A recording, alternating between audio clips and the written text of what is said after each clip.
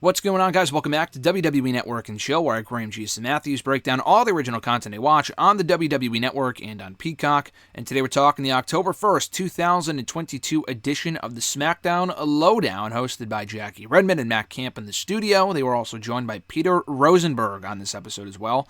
To start off the episode, they run down the biggest headlines from Friday's SmackDown, including recapping the Imperium attack on Sheamus. Great segment. We hear from Imperium backstage with Megan Morant. Gunther says that Sheamus got what he deserved. Listen, he came down all on his own. He fucking was looking for a fight, and he got it. So, what an idiot, basically, Gunther says. And he also says that he brought a weapon with him, too. And listen, I know it's going to be a good old Donnybrook Street Fight or whatever it is at Extreme Rules. That will not be the case with the SmackDown Intercontinental Championship match next Friday night. He said that he's going to humiliate him on SmackDown come next Friday. Vinci and Kaiser also guarantee victory at Extreme Rules when they take on the Brawling Brutes in said six-man tag team match. Peter Rosenberg talks about Sheamus' motivation right now and how it's really, taking him to that next level, which I agree with. Matt Camp hypes up that Intercontinental Championship rematch for next week. And Rosenberg says, "I don't know what to expect at Extreme Rules. I've never seen a Donnybrook match before." And I could just see the look on Matt Camp's face, thinking, and he even said it right after this, and he kind of said it in a way where he didn't want to make Rosenberg feel bad, where it's like, we already saw a Donnybrook match, and it was between Drew McIntyre and Sheamus on SmackDown fucking 2 months ago, so pay attention to the product, buddy. Rosenberg didn't really say anything after. It wasn't like, oh yeah, I forgot about that. He just didn't remember. Anyway, so they also talk about, Matt Camp favors the Brutes winning that match, and Friday's result as far as who wins the Intercontinental Championship will determine the impact, will really directly impact the result of that match as well. And Rosenberg also makes a case for Imperium winning over the Brawling Brutes at the event. From there, they recap Ronda Rousey versus Liv Morgan.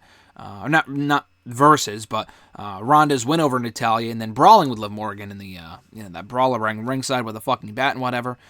Matt Camp says that, the playing field might be even. It's hard to bet against Ronda Rousey, which I agree with. It definitely is hard to bet against her in this case, considering who she's facing. But they're really trying to make Liv out to look like a threat, so I do applaud the effort there anyway. They also recap the Solo Sikoa and Sami Zayn tag team victory over Madcap Moss and Ricochet. We once again hear from Sami Zayn backstage. Solo was there as well. Didn't say anything again. But this was the third straight show that we've heard from Sami Zayn on. He was on the SmackDown LowDown last week. He was on Raw Talk on Monday because he beat AJ Styles on Monday night. And he spoke here again, which was great. I will never complain about getting too much Sami Zayn. The guy is awesome. He says that, the first thing he says right out of the gate is that Megan Morant did not congratulate them on their victory, which I agree with. Megan, get your shit together. Before we can go any further, Jey Uso enters, and he kind of stands there with Sammy and Solo, because Sammy and Jey had some issues earlier in the episode on SmackDown. But, Sammy just says that the Bloodline is a united front, and they're going to be taking bodies. And then Jey Uso walks off, and Sammy tells Solo, hey, was he always like this growing up? Like, he's always at a 10 with me, which was great. Peter Rosenberg says that Sammy and Solo can be a formidable team, as proven on SmackDown with their win over Ricochet and Madcap Moss. Madcap hypes up Solo Sikoa and Ricochet for next week's SmackDown. As for Logan Paul and Roman Reigns, there were no new developments this week. They will be on SmackDown next week, though, the both of them, on the season premiere of the show. Rosenberg says that Logan Paul versus Roman Reigns can be a fascinating matchup, and he recognizes that Roman Reigns recognizes the attention that match is going to get, given the popularity and the notoriety of Logan Paul. But he does question if Logan Paul can step up. Matt Camp says that Roman Reigns can embarrass Paul on an international level come Crown Jewel. And then to close out the show, they replay the main event that saw Drew McIntyre, Johnny Gargano, and Kevin Owens beat Austin Theory and Alpha Academy in six-man tag team action. Drew McIntyre tells Megan Morant very briefly backstage to close out the show here that Theory made a mistake by talking shit, and Karrion Kross cannot get away from him at Extreme Rules. Back in the studio, they hype up the strap match for the pay-per-view. And then when Jackie Redmond says, oh, what match are you looking forward to, Matt, at Extreme Rules the most? What do you think is going to be the best match? Cam says, well, that's nice and all, and we're not really talking about, let's not talk about the pay-per-view for a moment. Let's remember Antoniognoki, who passed. So I forgot to mention that in my SmackDown review, obviously. That was one of the biggest things to happen during the show that was announced. They announced the passing of Antoniognoki. which was really unfortunate. Obviously a massive wrestling legend, specifically over in Japan, but just in general, really.